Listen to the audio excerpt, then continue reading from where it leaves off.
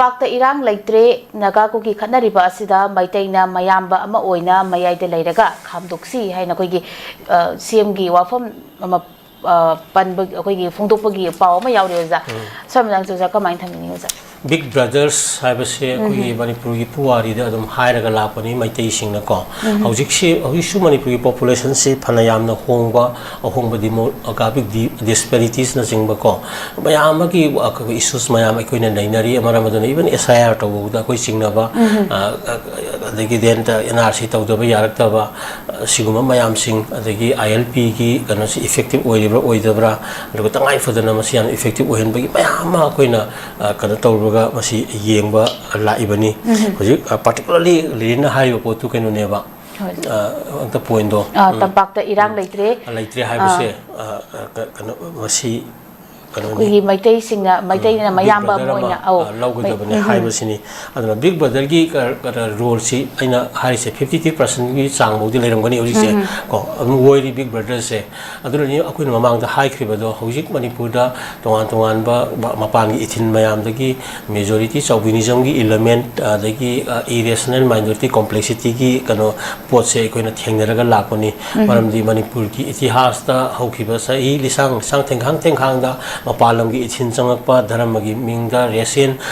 discrimination gi mingda aseng amangi kano da ikoina adagi den akoida mapan gi dharam major dharam ani changakhiba mainly Christian and the Hindu si lakhiba matam dagi madugi diversion duna madugi impact duna singtong gi marakta khairakhiba madu mateng 1960 gi MLR ek lakshila aga mateng pangjalakhiba sigi mayam singa sida ekoi even among the Hindus mayam da Hindu gi leiriba mayam singa sida chauvinism gi role ama awang thaki lakibagi matam gi ariba matam gi laikre aduga even minority singna madagi thajaba mangba hogiba punamak adu matam gi kanonda sakhotpagi marem gi laibak atei su thokhiba ngatani Africa gi degen atopa jaga sing sida su ko masi mayam chu hojiki loinabak samtho kanda malem si ngai global village amagi kanon la akanda socialism gi dika communalism gi den ta ko yi kanu mayam ma ko democracy gi oiba impact si laibani ko feudalism ga jelo na ko muthal akanda sigi part asida ngasai gi hayu mayam sing do kautho asi haibani madu de yumpham oira kanda ikoina hojik ningdon pomaga akoina makha sathagadaba nate hojiki ayam madu erase tawgre maram aduna Big Brother gi rule se maitai singna adum lawrga su laena ina lawi aduga aduma lawbuduna bunga se pick up furu masa mayam sai le sang sinna akoina kanu khoi hingduna lak ibani tasengna maitai na yamna phattaba akoigi community ama ariba matamdagi oiraklagadi masa singa se akoigi convert tawdaba natraga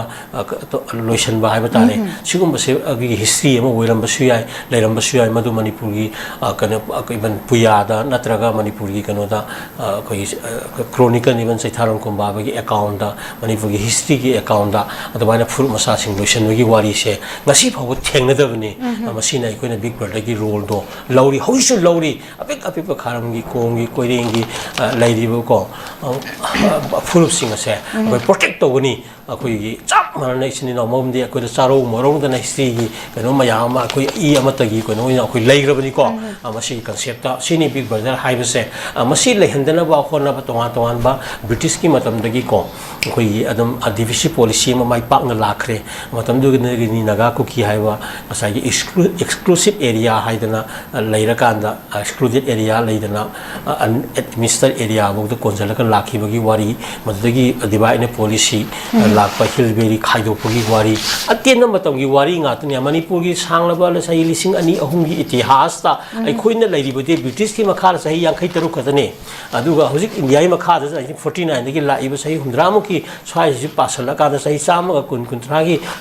sani gi wari khatane haibani sai lising ani gi manung ni gi makha thari bese bar madugi mama atop lem hori sai lising gi mathakta leiriba history da aikoi se amata oina nungsi sarana tarega semkala kiyo manipuri khunai ni ningthau humdra tu palaga ko ajupudi feudalism ki patul koina muthattaba yada tarna ningthau gi sasan je koina lehendabani ko aduna sigi mayam se yengminara kanda haujisu akoi gi divisive policy ama aikoina chathaba sidi ure dana proxy war ga hairaga masagi oiba interest katang melen india gi yenga kanda periphery te lejari ba akoi gi pi su pikna lejari ba state si masigi dignity magi history magi culture ka mayam values mayam yang ta badagi ngasi di ekona divisive policy si amuk anoba lalong ma thingari dena ko masi akoina khanga ga adum thingnabam changmani aduga aikoi gi marakta gi lairiba even authorities representatives sing adigi even experts sing na yari ma kai central leaders sing and authorities and government ki lairiba keno mayam se masi aikoina fully convinced to bangam gi akoi the potential natraga akoi leadership ki role da kharasu lagitani adudani hoji aikoina akoi leadership ki role da politics have si yaw da yarataba malengi na ama laibani na political leaders mayam should have their even say basic knowledge about the integrity history and the culture and values of the old retrained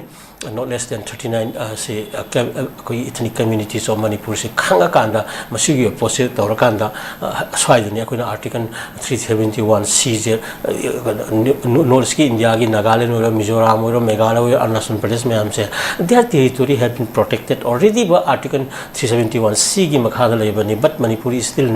yet to be protected ne aduna how you see political regional party thola e akoi da su yam vision with the regional party adagi even say Gen-Z nungji kan ba adum high ko akoi da nungai ta badi yamna prominent uina tholpa ngamdaba yamna vision document nam pura kanda mani robe issues mayam singa si address to ngambagi impression miyam da impression lobu amtang ngamdri haba hana gi congress gi ano so laire then BJP government ki so laire and then regional party ama lairamba hojina laina ba hojina regional importance la ko puna asidagi aikoina leadership ki role se aikoina kitang wat ko ui aduna leadership haiba se leader khatang gi wa nate magi makha da lairi ba tonga tonga potential members mayam sing collective effort ama ga loina miyam impression vision piba ma changi ko aduna hariba mayam sing do